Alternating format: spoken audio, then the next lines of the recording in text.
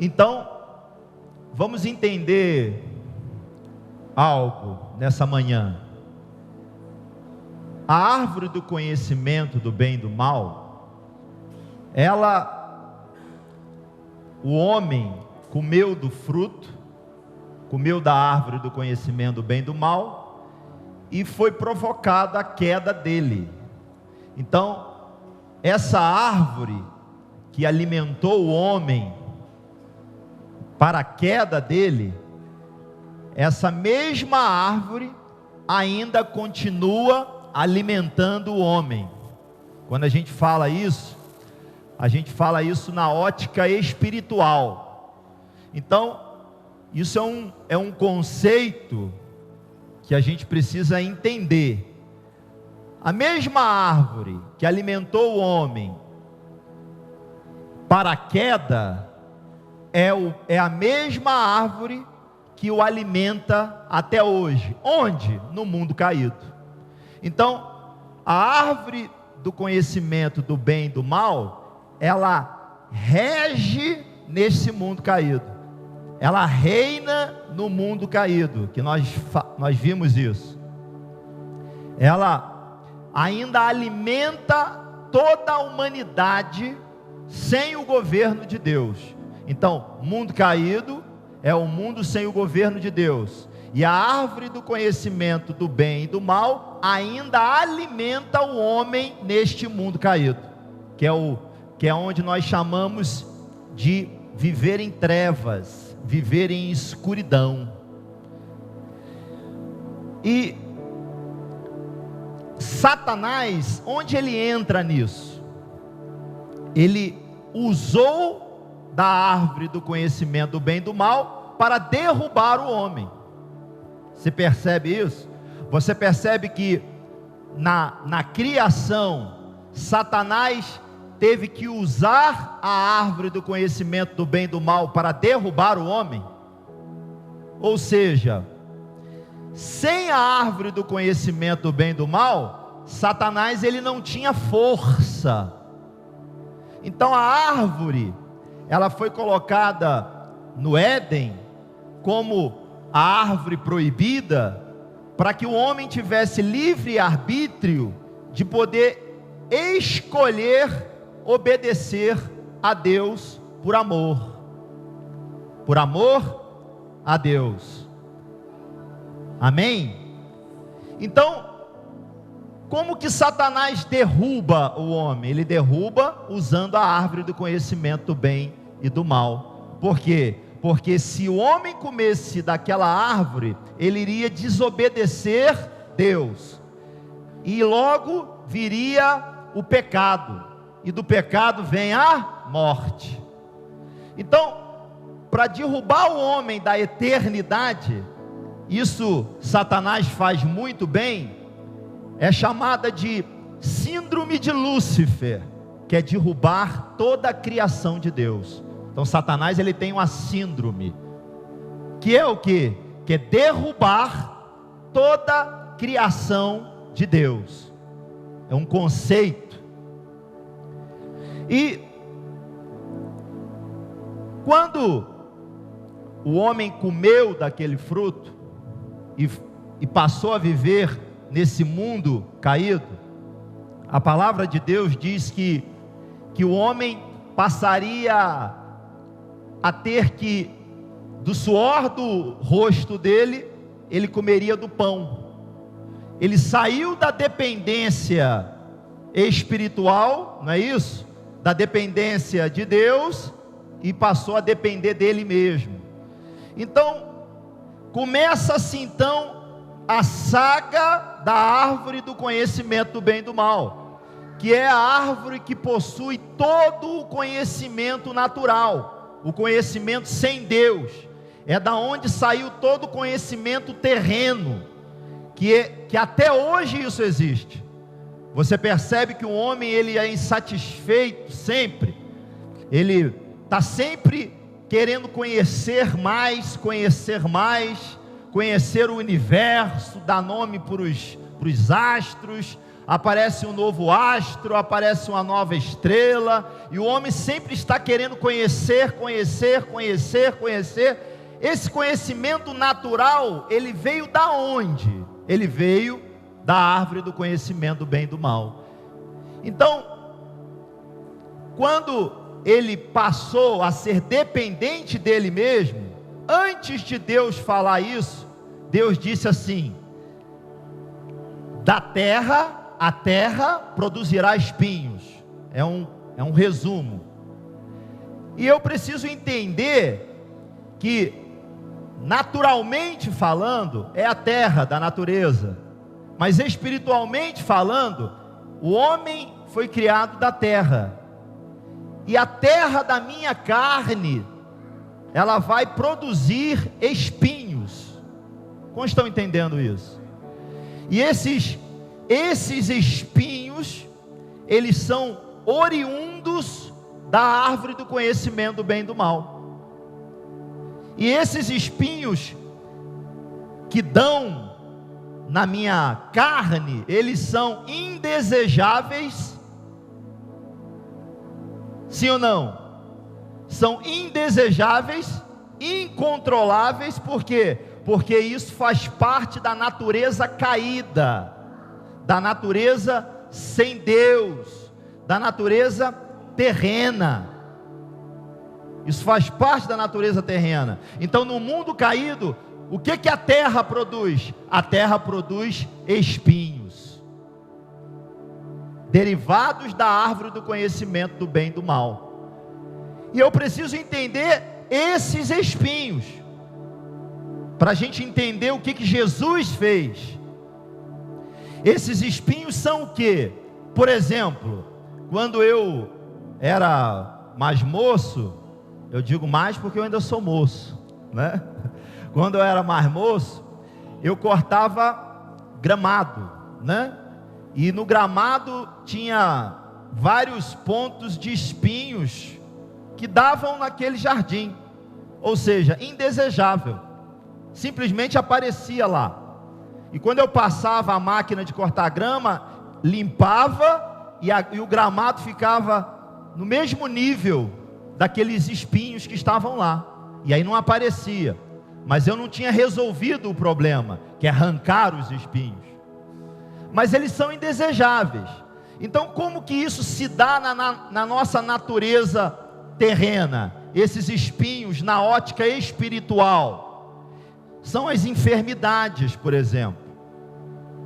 Uma pessoa não tem absolutamente nada num dia, e de repente ela aparece com câncer indesejável. De repente ela aparece com alguma coisa na pele, ou às vezes ela aparece com alguma coisa na cabeça. São enfermidades, são esses espinhos que a palavra de Deus está se referindo.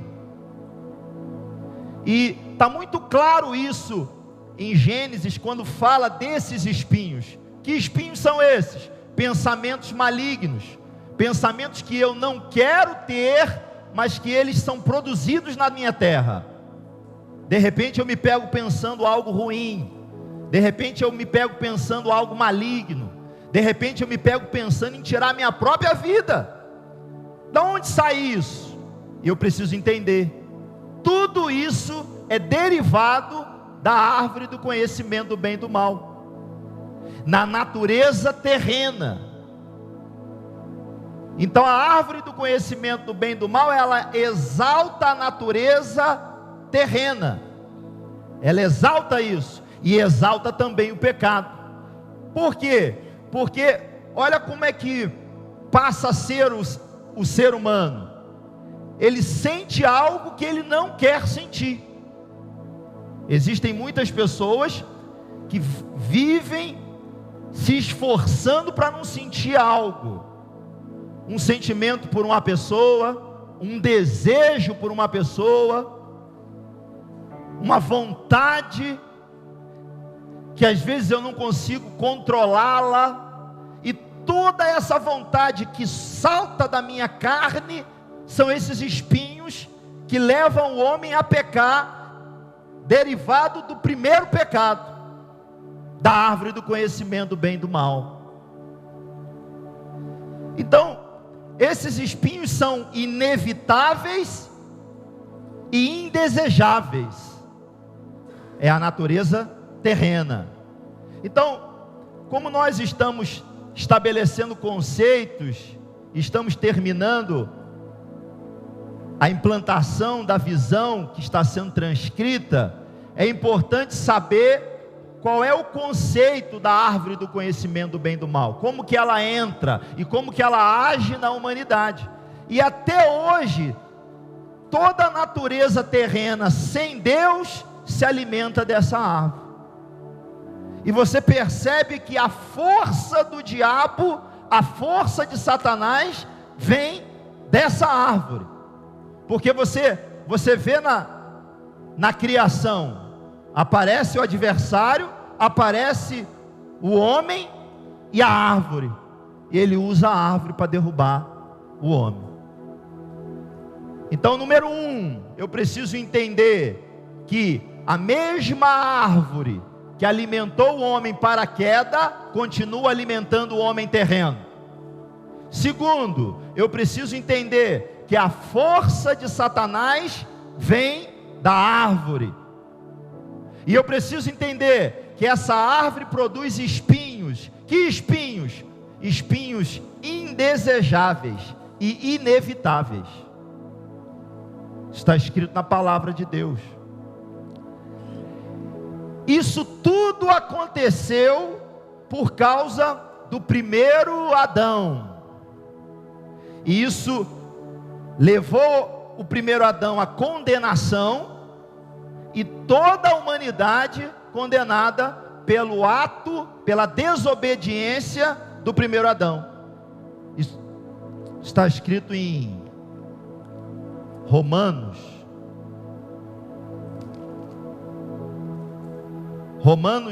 capítulo 5, versículo 12.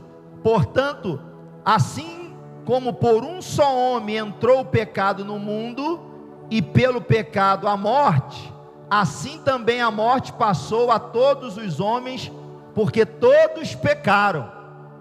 O que significa um só homem aqui? Significa o primeiro Adão, a criação de Deus. Como estão entendendo isso? Esses conceitos. Amém? Agora, tendo isso bem claro, eu consigo entender qual é a origem do pecado, qual é a origem dos pensamentos malignos, qual é a origem de sentimentos que eu não queria ter, mas tenho, qual é a origem de coisas que eu não quero fazer e às vezes acabo fazendo. Da onde saiu? Tudo isso provocado pela queda do homem, o primeiro homem, que é Adão, o primeiro Adão. Aí eu preciso entender quem é Jesus. Jesus, ele é o segundo e último Adão. Isso tem que estar estabelecido no entendimento. Ele é o segundo e o último Adão, porque não virá outro Adão. Porque Adão, o primeiro homem, ele veio da eternidade. E o segundo, que é Jesus, ele também veio da eternidade. Ele veio do céu. Por isso que ele é Adão. Então, aí você entende. Quando Jesus, quando ele nasceu, como que foi a gravidez da mãe dele, Maria? Foi plantada uma semente dentro dela, no ventre dela, plantada pelo Espírito Santo. Então o Espírito Santo é que semeou no ventre de Maria.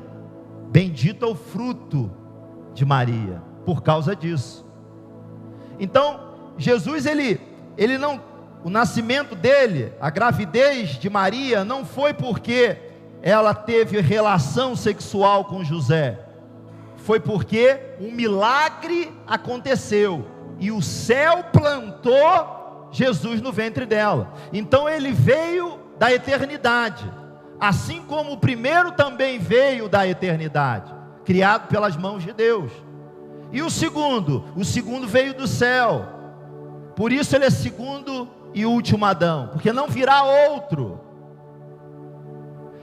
Aí eu preciso entender, para que a minha vida como cristão se torne melhor, eu preciso entender essas origens, para eu poder combatê-las.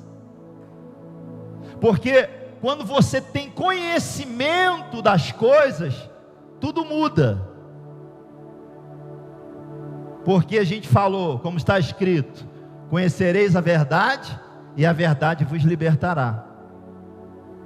Então, Jesus, ele, na crucificação dele, vamos pular para aí, para a gente andar rápido.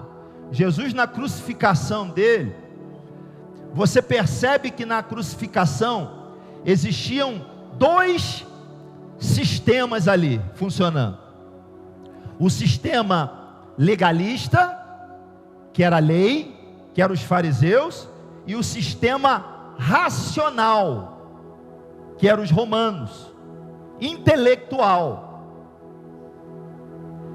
E o sistema legalista, que representava a lei mosaica, como que funcionava?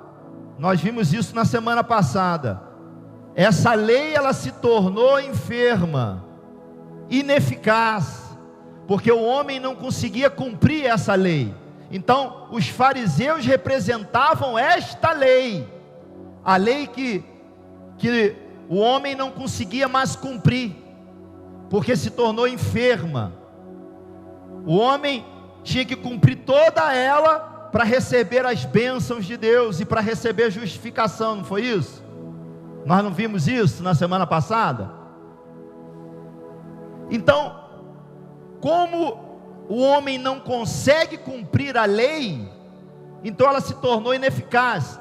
Ao invés dessa lei que foi criada, dada por Deus para tirar o pecado de Israel no deserto, que é para tirar o pecado, ela passou a exaltar o pecado, ela passou a fomentar o pecado, ao ponto de Paulo dizer que a força do pecado é a lei, ou a força da lei é o pecado, porque ela se tornou ineficaz.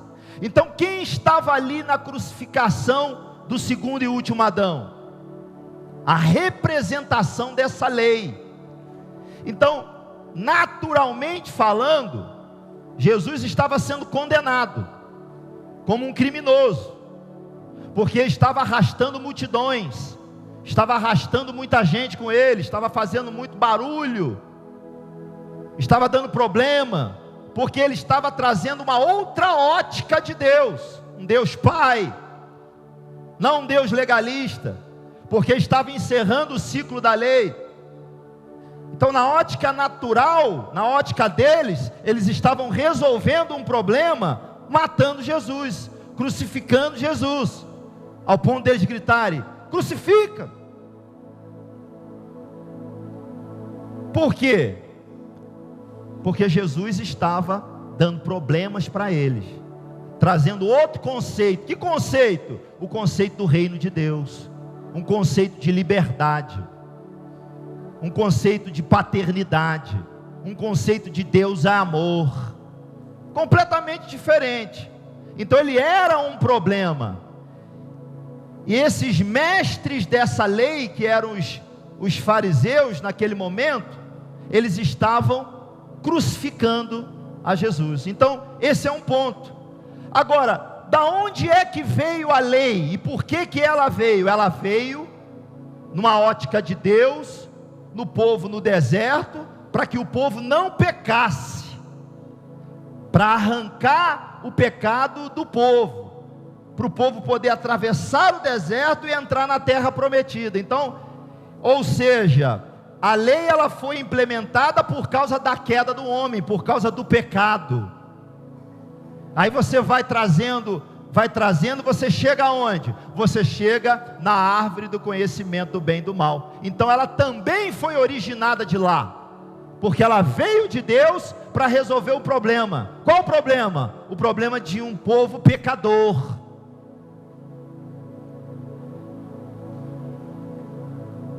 E do outro lado, todo um conhecimento lógico, todo um conhecimento natural, ideológico ou filosófico, que eram os romanos.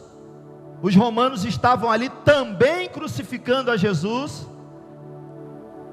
E aí você começa a entender da onde saiu a exaltação do conhecimento natural, que é o conhecimento sem Deus, da árvore do conhecimento do bem e do mal.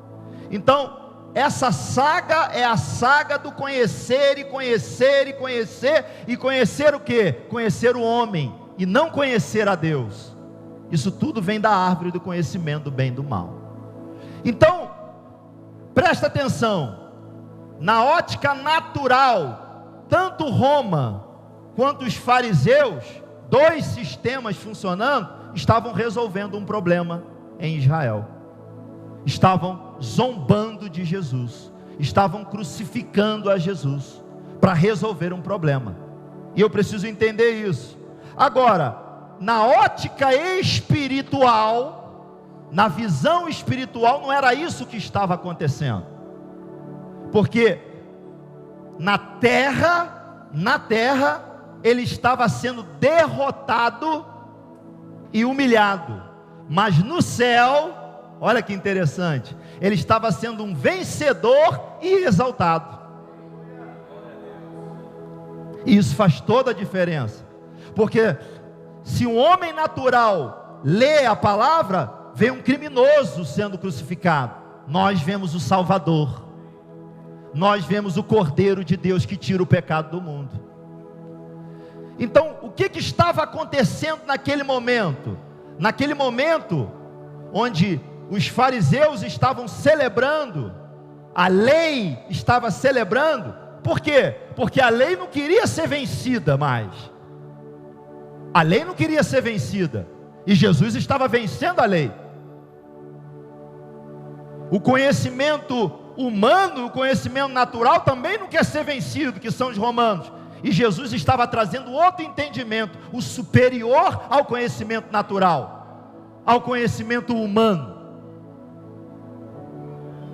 Então, da onde saiu o legalismo? Eu posso dizer, da árvore do conhecimento do bem e do mal. Da onde saiu o conhecimento lógico, racional, ideológico, tudo isso? Veio da onde? Da árvore do conhecimento do bem e do mal, que naquele momento era representado por Roma. Mas isso veio de antes, isso veio da Babilônia, isso veio dos gregos, dos persas, até chegar aos romanos. Todo conhecimento de civilização, tudo isso, toda civilização que é criada sem o governo de Deus, sem a dependência de Deus, porque se você concorda comigo, no Éden tudo já era meu, eu não preciso criar nada, eu só precisava receber.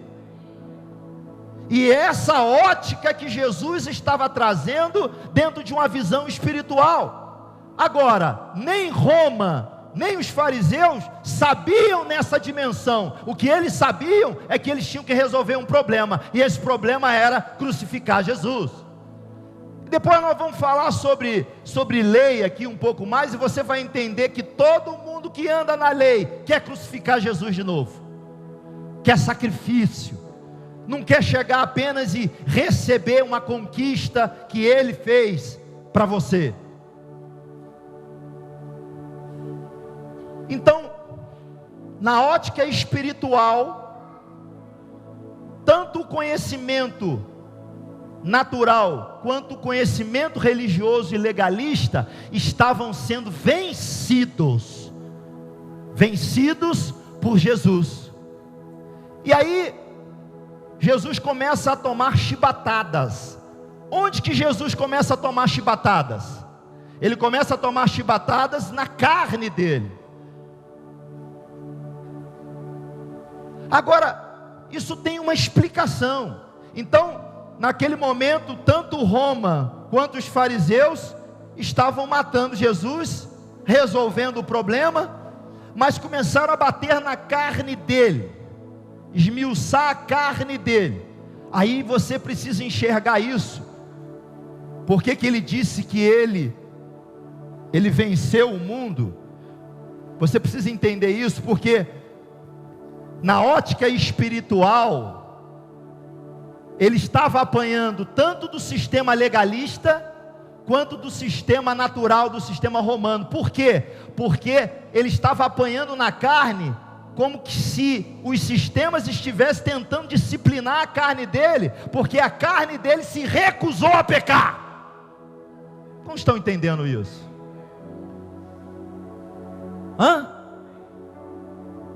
A carne de todo ser humano, até aquele momento, pecava. A carne de todo ser humano produzia espinhos, inevitáveis, indesejáveis. Mas de alguma maneira, na carne de Jesus homem, ele resistiu a todos. Na carne de Jesus homem, ele resistiu aos sentimentos. E olha, que nós somos paralisados por mágoa, por amargura a alguém. Agora você imagina ele sendo entregue por um beijo, por um discípulo dele, e a mágoa não entrou no coração dele. Ele foi para a cruz sem mágoa. Todos os discípulos tinham abandonado ele. Então, se isso não fosse um trauma para um homem de 33 anos, eu não sei que trauma mais seria. O homem de 33 anos vendo a equipe dele toda debandar e um trair, e ele não parar por causa disso. Os espinhos da amargura não travou ele, não parou Jesus. O pecado não parou Jesus. Então, naquele momento em que ele estava sendo chicoteado, era o sistema romano, o sistema natural, e o sistema farisaico batendo na carne dele, como que se dissesse: você precisa pecar, você precisa ser igual a todos, você não pode vencer. E Jesus apanhou.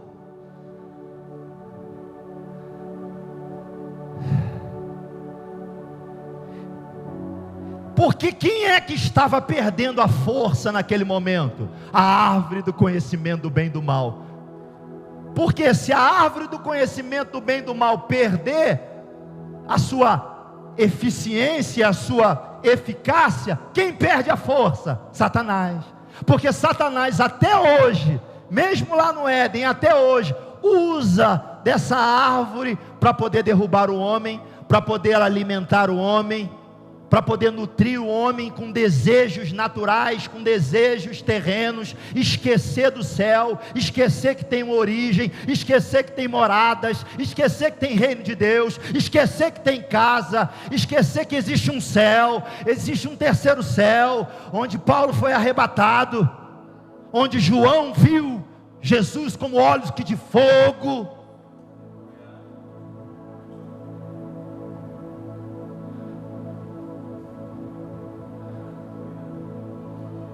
Vocês estão aí? Amém? Então, na ótica natural, Jesus estava sendo derrotado e humilhado. Na ótica espiritual, ele estava sendo vencedor e exaltado. Para quê?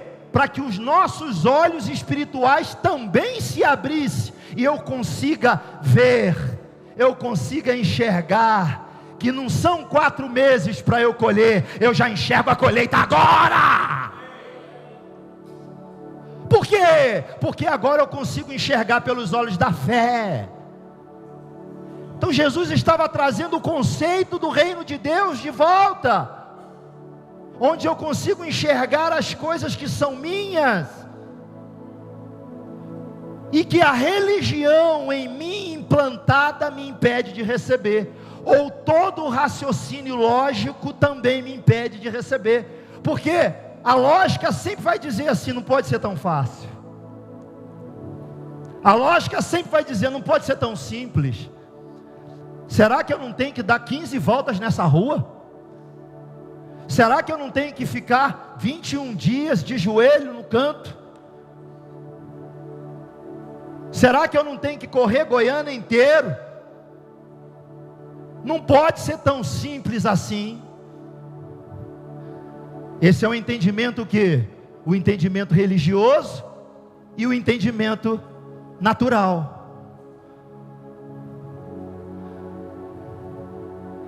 Então eles não sabiam que eles estavam erguendo o Salvador. Eles não estavam matando o Salvador, eles estavam erguendo o Salvador.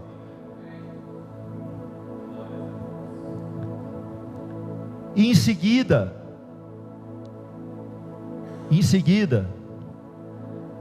foi posto nele uma coroa de espinhos. E depois ele passou a carregar aquela cruz, até o momento da sua crucificação. Como nós estamos estabelecendo os conceitos, os fundamentos, ontem eu fiquei muito feliz. A igreja ela já tem os primeiros 100. Você pode aplaudir o Senhor? E você faz parte disso. Então quando ele estava carregando a cruz, o que ele estava carregando?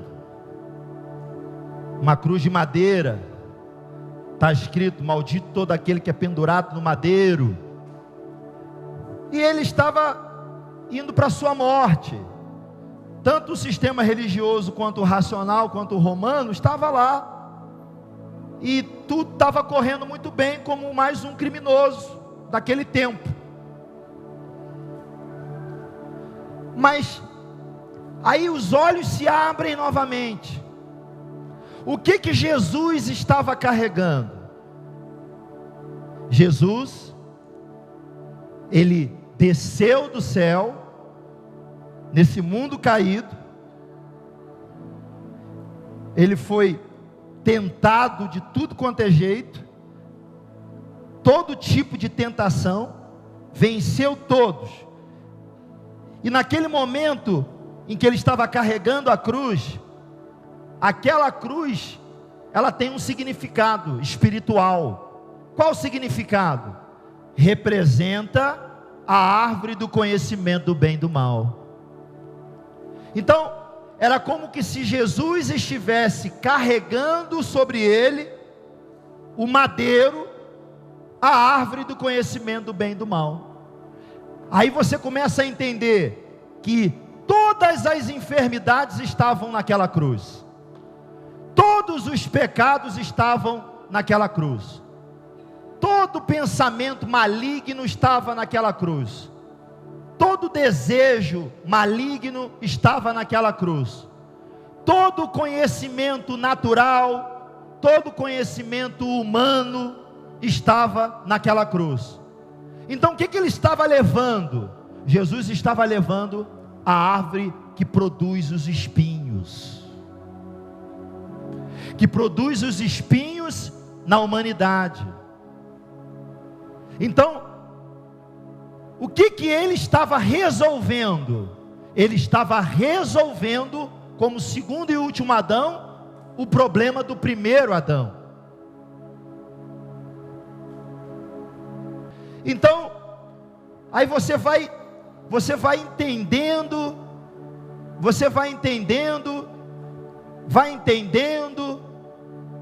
e quando ele sobe no madeiro, quando ele é erguido no madeiro, e ele possui aquela coroa de espinhos na cabeça dele, o que aquilo representa, igreja? Aquilo representa o seguinte: os espinhos também vieram na carne dele. Mas aqueles espinhos representam o seguinte: era a árvore do conhecimento do bem e do mal sendo derrotada, e os espinhos que ela produz estava coroando ele.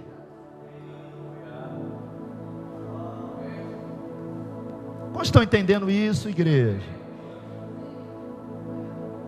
Ou seja, todo conhecimento humano e religioso, todos os espinhos, por quê? Porque ele não foi afetado por nenhum espinho, ele venceu todos, ele cumpriu toda a lei, e na ótica natural ele estava sendo envergonhado, mas na ótica espiritual, a árvore do conhecimento do bem e do mal estava falando assim: nós fomos derrotados, vamos coroá-lo, porque ele rege sobre nós, ele rege sobre os espinhos, ele rege sobre as enfermidades, ele reina sobre tudo.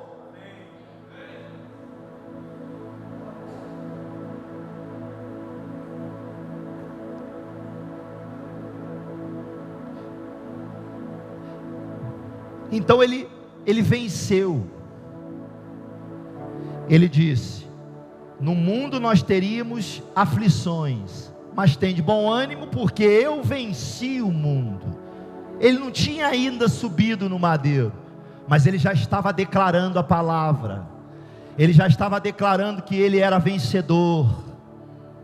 Então, quando é estabelecido que ele venceu o mundo,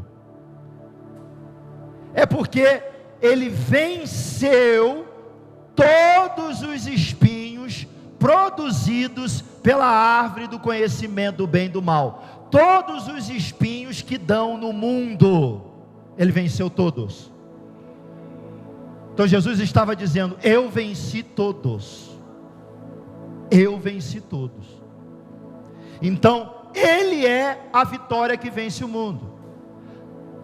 Então eu entendi que o primeiro Adão veio da eternidade, sim ou não? Mas ele caiu e nos condenou junto com ele, no mundo caído. E o segundo Adão também veio da eternidade, veio no mundo caído, mas não para nos condenar, e sim para nos resgatar. Então ele nos resgatou.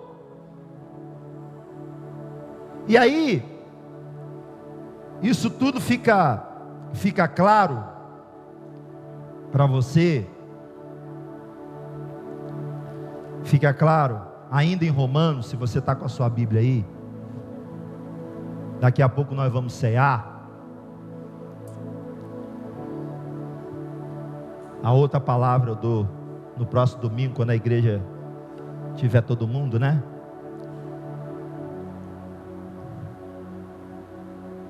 Romanos 5 ainda. Então você entendeu Romanos 5:12. Aí eu vou ler de novo. Olha só: portanto, assim como por um só homem entrou o pecado no mundo, e pelo pecado a morte, assim também a morte passou a todos os homens, porque todos pecaram. Um só homem. No versículo 18: pois assim como por uma só ofensa veio o juízo sobre todos os homens para condenação, até aí o primeiro Adão, aí diz assim: assim também por um só ato de justiça veio a graça sobre todos os homens para a justificação que dá vida. Ou seja, aí é o segundo Adão. Então, pela ofensa de um eu fui condenado, agora pelo ato de justiça do segundo eu recebi a justificação que dá vida. Versículo 19: porque como pela desobediência de um só homem muitos se tornaram pecadores.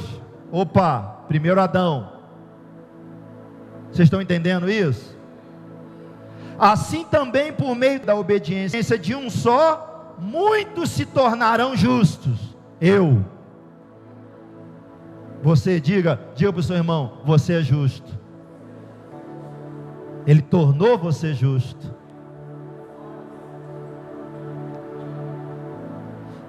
E quem somos nós justos? Diga comigo: nós somos a igreja. Diga comigo: nós somos a igreja. Diga comigo: nós somos a igreja de Jesus.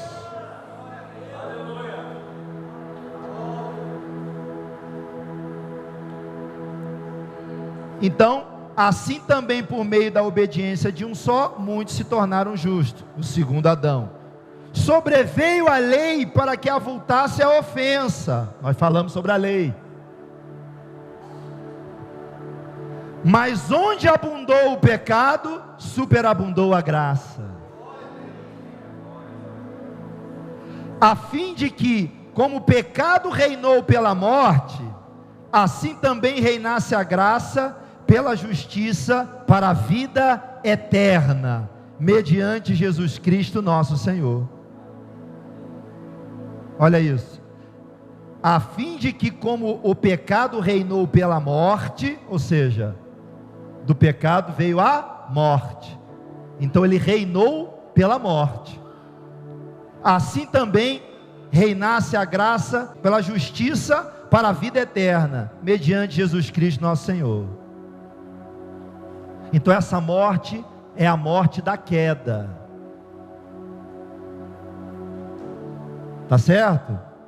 Aí, vamos no capítulo 6, versículo 5. Olha isso. Então Jesus, ele foi crucificado. Ele venceu. O que ele venceu? Ele venceu o mundo. Ele venceu os espinhos. Ele venceu a morte. Agora, porque se fomos unidos com Ele na semelhança da sua morte, olha o que acontece com a igreja. Então, quando eu recebo Jesus, o que acontece comigo? Eu sou unido com Ele na morte dele. Então, a eficácia da morte de Jesus, ela se cumpre em mim também. Certamente o seremos também na semelhança da sua ressurreição. Sabendo isto, Emerson, que foi crucificado com ele o nosso velho homem, ou seja, o pecado, os espinhos, para que o corpo do pecado seja destruído, e não sirvamos o pecado como escravo. Porquanto quem morreu com Jesus? Eu morri com Jesus. O meu velho homem morreu com Jesus. Está justificado do pecado. Então, a operação da morte de Jesus em mim, quando eu o recebo, me justifica do pecado. Então, eu recebo o meu novo nascimento. E a palavra de Deus diz o quê? Que todo aquele que é nascido de Deus, vence o mundo. Então, quando eu morri com Ele, Ele venceu o mundo. Mas eu também, o que aconteceu comigo? Eu também fui justificado. E se eu fui justificado, eu também venci o mundo em Cristo Jesus. Então isso quebra qualquer conceito religioso de que eu tenha que fazer A, B, C ou D, ou isso ou aquilo, para ser salvo. O que eu preciso fazer? Receber Jesus. E quando eu recebo Jesus, eu recebo da sua morte, e aí eu me torno justo, e eu também venci o mundo, nele, como eu cumpri a lei, que a gente falou semana passada. Amém, Neto? Amém, Felipe? Então diga comigo: quando Jesus morreu, eu também morri. Eu também me tornei justo. E eu também venci o mundo. Por quê?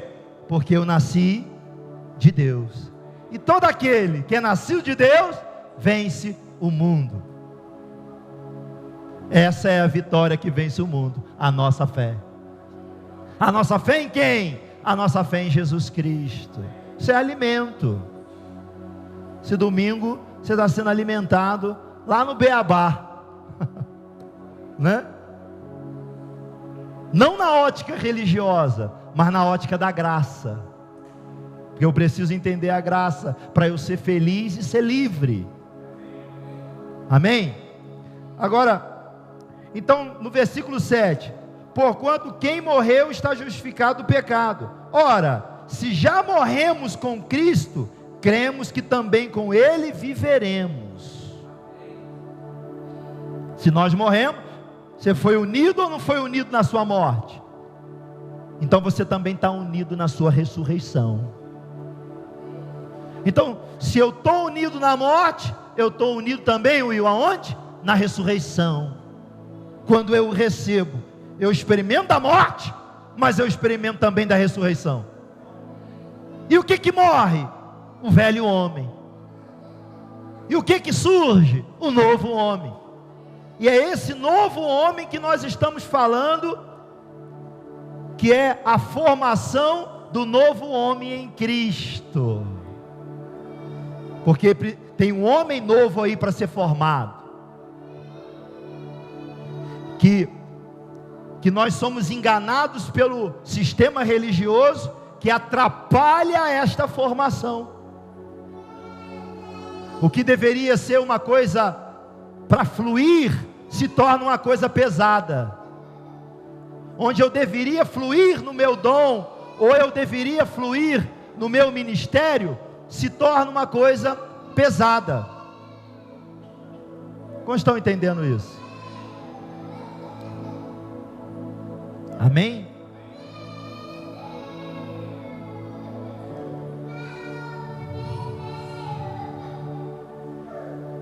Então, ora, se já morremos com Cristo, cremos que também com Ele viveremos. Versículo 9: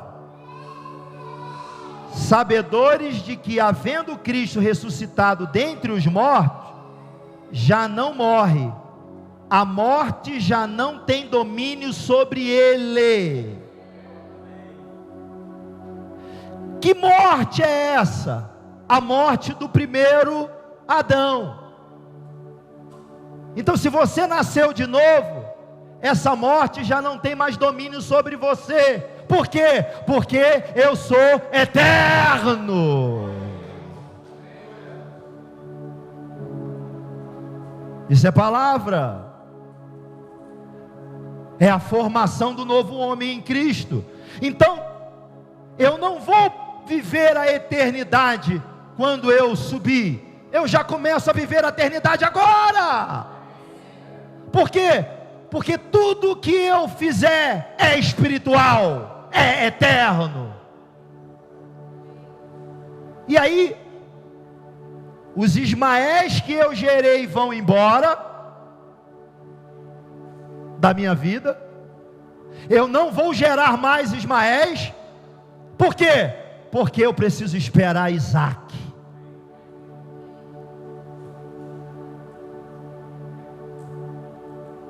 E esse novo homem, ele vai sendo formado. Então nós fomos lá atrás para ter esse entendimento, para você começar a entender quem você é. E às vezes o que você está sentindo, essa fraqueza, esse desânimo, isso não determina quem você é. O que determina quem você é a cruz. A cruz é quem determina. Por quê? Porque eu fui unido na morte, mas eu também renasci. eu também renasci. Aí, olha o versículo 14: porque o pecado não terá domínio sobre vós. Agora você entende isso aqui? Você entende isso aqui? Por quê? Porque Jesus venceu o mundo. Ele venceu a árvore do conhecimento do bem e do mal. Ele venceu a produtora do pecado. Ele venceu todos os espinhos. A lei foi colocada para ter um controle do crescimento dos espinhos no povo de Israel, para que o povo não pecasse, mas a lei se tornou enferma. Jesus cumpriu essa lei. Então, tudo que foi derivado dela, ele venceu.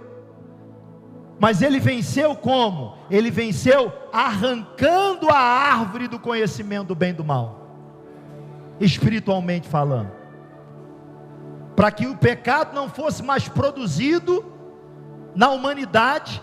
Nem que conceito? No conceito daqueles que andam em Cristo. No conceito daqueles que andam em Cristo, a árvore permanece lá, porque ainda continua o livre-arbítrio. O mesmo livre-arbítrio, presta atenção, que o homem naquele momento escolheu cair, existe o livre-arbítrio daqueles que estão caídos, se eles querem se levantar. É o mesmo livre-arbítrio. Então, é como que se você tivesse uma gaiola e aquele passarinho está preso, você abre lá a portinha da gaiola e o passarinho permanece lá, porque é livre-arbítrio. Você sai da gaiola se você quiser. Então Jesus venceu, mas a escolha de sair da gaiola e ser livre, me tornar eterno, voltar para a origem, ela é minha. O mesmo livre-arbítrio permanece. Então a árvore do conhecimento do bem e do mal permanece, alimentando o homem, permanece. Jesus venceu, e essa vitória opera em mim quando eu recebo na minha vida, e quando ele passa a controlar a minha vida, quando eu começo a viver uma vida espiritual, e não mais uma vida natural. Então, o pecado não tem mais domínio. O pecado está lá, mas não me domina mais.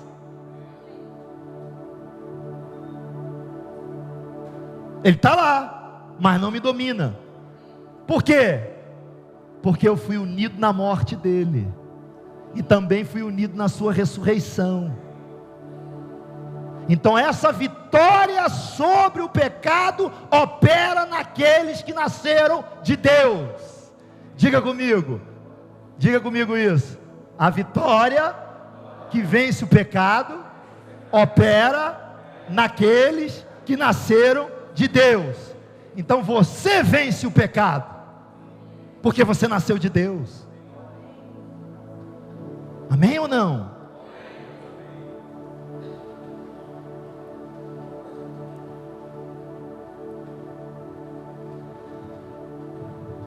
Primeira Coríntios capítulo de número 15, vamos mais aqui, versículo de número 20.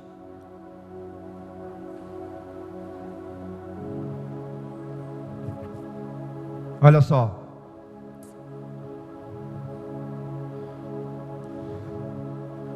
versículo 20: mas de fato Cristo ressuscitou dentre os mortos, sendo Ele as primícias dos que dormem. E foi o primeiro a nascer, o primeiro a ressuscitar dos mortos. Visto que a morte veio por um homem, também por um homem veio a ressurreição dos mortos. Porque assim como em Adão todos morrem, assim também todos serão vivificados em Cristo.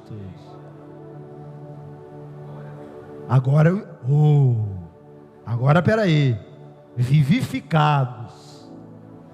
1 Coríntios, ainda no capítulo 15, versículo 45. Pois assim está escrito, eu li esse texto semana passada: o primeiro homem, Adão, foi feito alma vivente. O último Adão, porém, é espírito vivificante. Olha aí.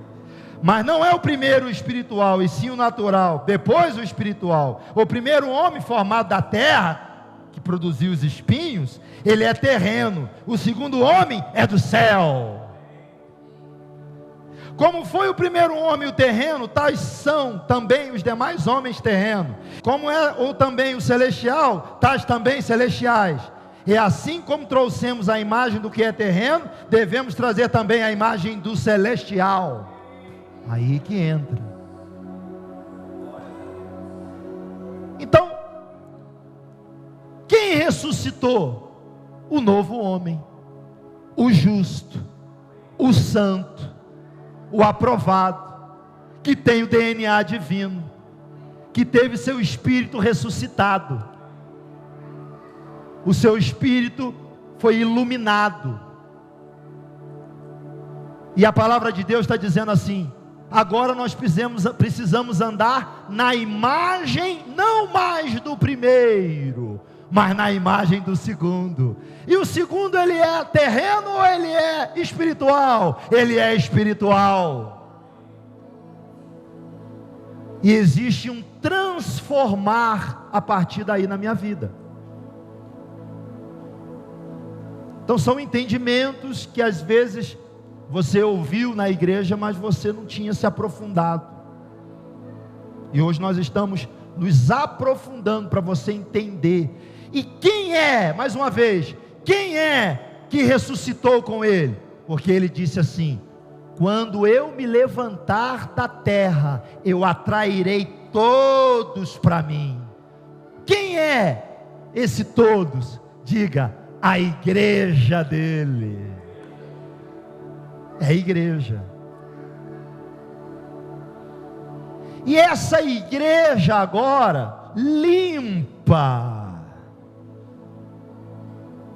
santa, lavada, ela precisa agora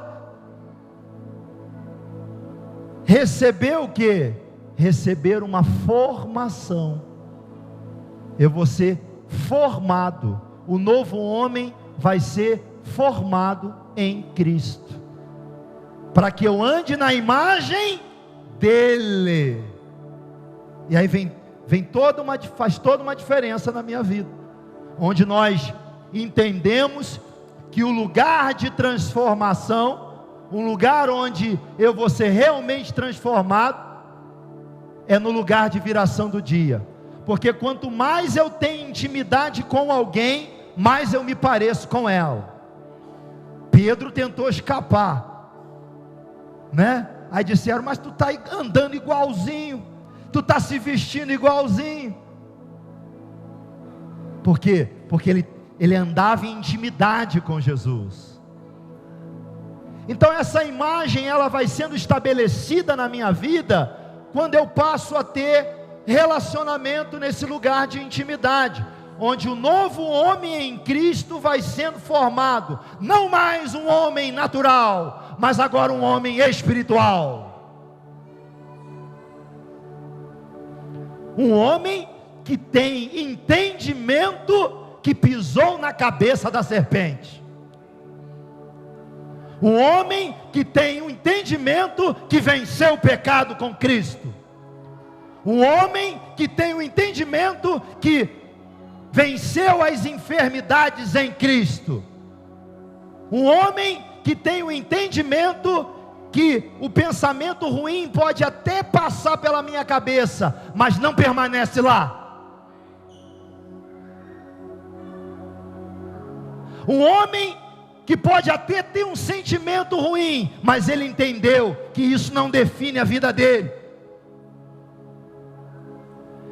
Então, essa formação vai acontecendo, independente do que eu esteja sentindo, eu permaneço, independente do que eu esteja sentindo, eu continuo. Não quer dizer que que apareceu uma enfermidade em mim, que eu não vou continuar declarando a palavra. Não quer dizer que eu estou sentindo algo ruim, que eu não vou continuar declarando a palavra. Não quer dizer que eu acordei ruim, que eu não vou levantar as minhas mãos para o alto e vou dizer: eu e a minha casa serviremos ao Senhor. Então, esse novo homem precisa trazer junto com ele, nele, a imagem de Jesus. Então, o que foi afastado do homem quando ele caiu? A imagem e semelhança. O que está dizendo aqui no versículo 49? Que nós precisamos atrair de volta a imagem. A imagem de quem? A imagem do Criador. E como que isso vai acontecer? Quando a minha alma começar a se converter ao Espírito Santo. Eu posso ter me arrependido, eu posso ter experimentado a morte, eu posso ter, junto com Jesus, eu fui unido na morte junto com Ele, eu posso ter sido vivificado, porque eu fui vivificado, mas eu ainda preciso ser transformado em minha alma. Por quê? Porque a minha alma ainda continua tendo alguns desejos, alguns pensamentos, e a minha alma precisa ser regenerada. O meu espírito está pronto, mas a carne é fraca. E como que eu vou fortalecer a minha alma, para que a minha alma case com o meu espírito? Na intimidade, na intimidade, na intimidade, onde a minha alma vai se enchendo do Espírito de Deus, e ela vai trazendo para dentro dela a imagem de Jesus, a imagem do segundo Adão, a imagem do segundo Adão, a imagem do segundo Adão, e aquele desejo passou, foi embora, e aquele sentimento de ódio passou, foi embora. Todos os furos provocados pelos espinhos serão curados. E eles são curados aonde? São curados no lugar de intimidade, onde o novo homem vai sendo formado. O novo homem em Cristo, que é a igreja.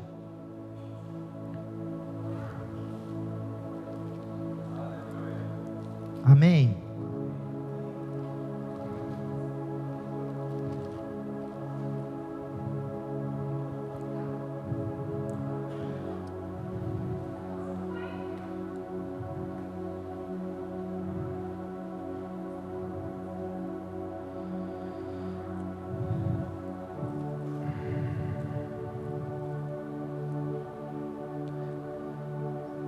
Abra sua Bíblia em Efésios 2. Ele vos deu vida, estando vós mortos nos vossos delitos e pecados, nos quais andaste outrora, segundo o curso deste mundo, segundo o príncipe da potestade do ar, do espírito que agora atua nos filhos da desobediência, entre os quais também todos nós andamos outrora, segundo as inclinações da nossa carne, fazendo a vontade da carne e dos pensamentos, e éramos por natureza filhos da ira, como também os demais. Mas Deus, sendo rico em misericórdia, por causa do grande amor com que nos amou, e estando nós mortos em nossos delitos, nos deu vida juntamente com Cristo. Pela graça sois salvos, e juntamente com Ele nos ressuscitou e nos fez assentar nos lugares celestiais em Cristo Jesus. A igreja, diga: eu sou a igreja. Agora olha aqui, Efésios 5, 25. Cristo amou a igreja e e a si mesmo se entregou por ela, para que a santificasse, tendo-a purificado por meio da lavagem de água pela palavra, para a apresentar a si mesmo. Ele salvou a igreja para apresentar a si mesmo. Onde? À destra de Deus.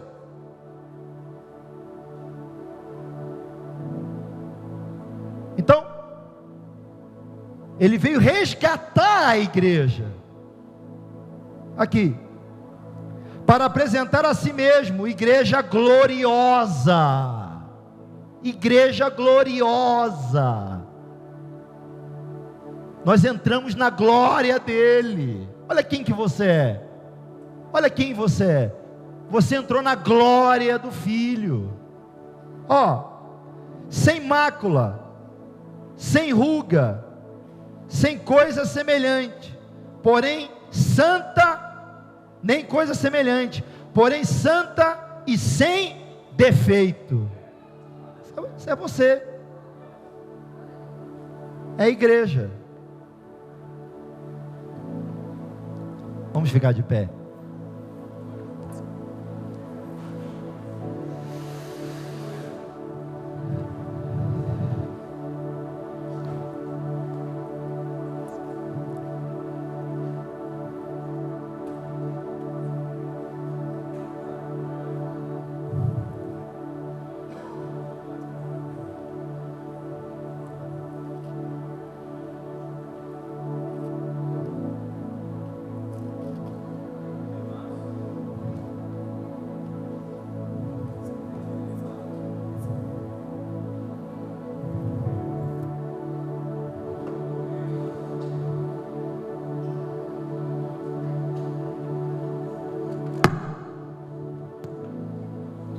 Amém?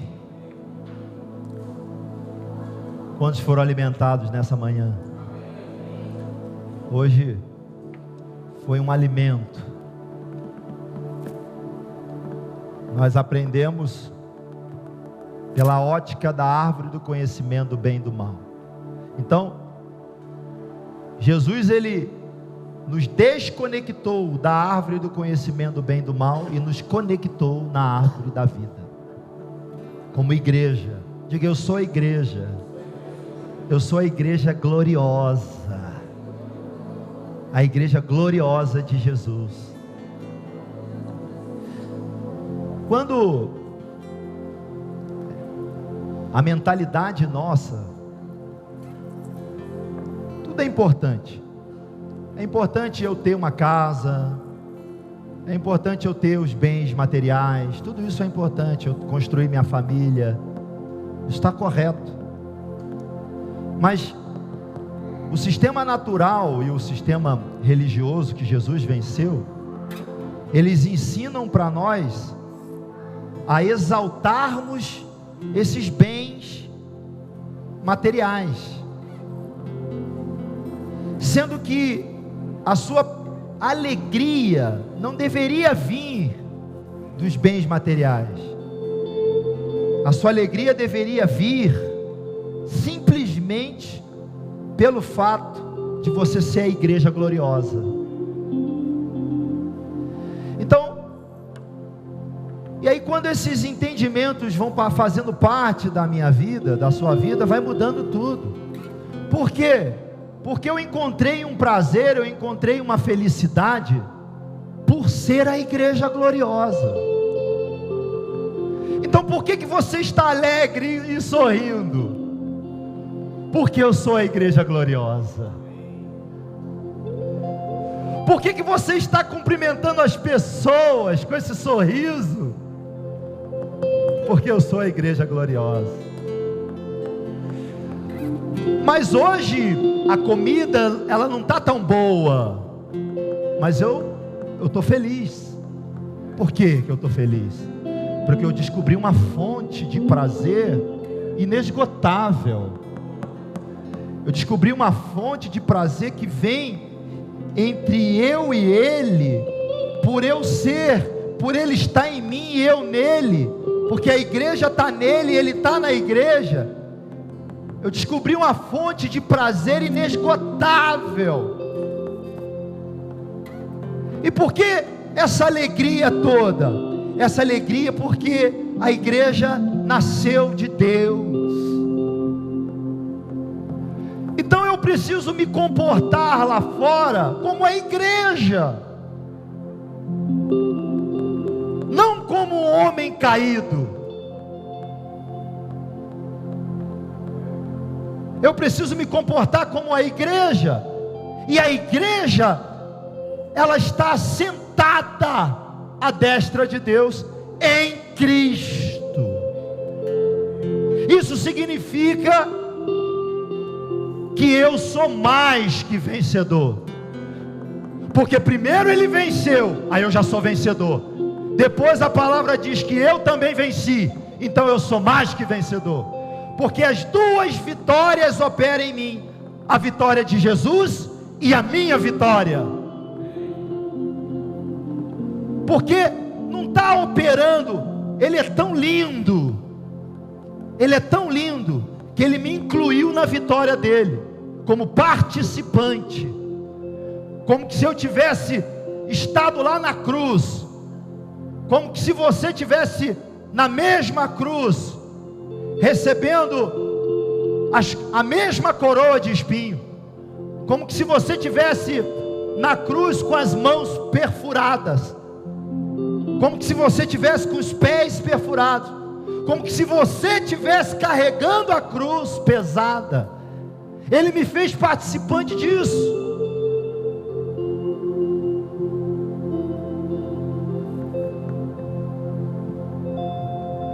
E ele abriu o céu. Então, onde eu deveria estar? Eu deveria estar na eternidade, mas por causa do pecado, onde eu fui parar? Num mundo caído, sem Deus. E o que ele fez? É isso tem que voltar para a igreja. Eu preciso parar de querer buscar pregações mirabolantes e revelações históricas, e agora eu estou quase um querubim, eu estou me tornando um anjo de asa. Eu tenho que parar com isso, estabelecer o principal conceito. Qual é o principal conceito? Eu sou a igreja gloriosa de Cristo.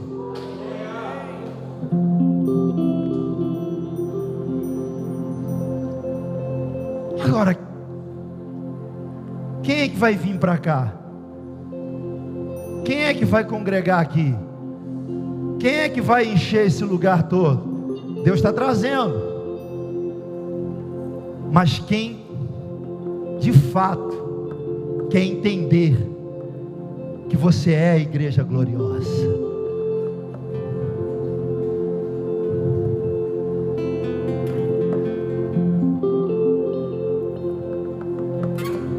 Se eu fosse parar, escute isso, pelo que eu sinto, eu não cumpriria o meu chamado. Se eu fosse parar pelo cansaço, muitas vezes eu não cumpriria o meu chamado, porque muitas vezes o corpo quer dizer outra coisa. Pessoas vão e vêm, pessoas vão e vêm, pessoas vão e vêm. Alguns deixam um apunhalado e vão embora.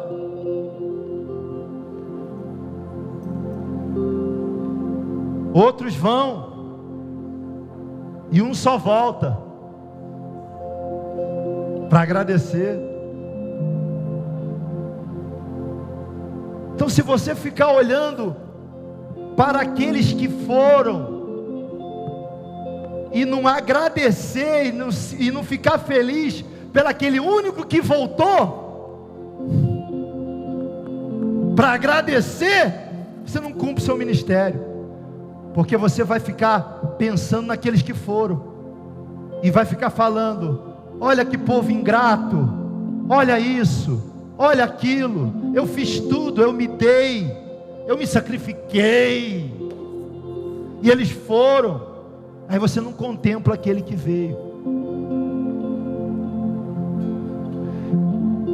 Então,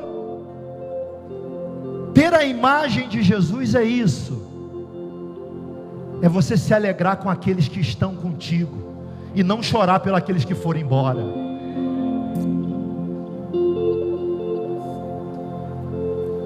Amém? Então vamos adorar o Senhor.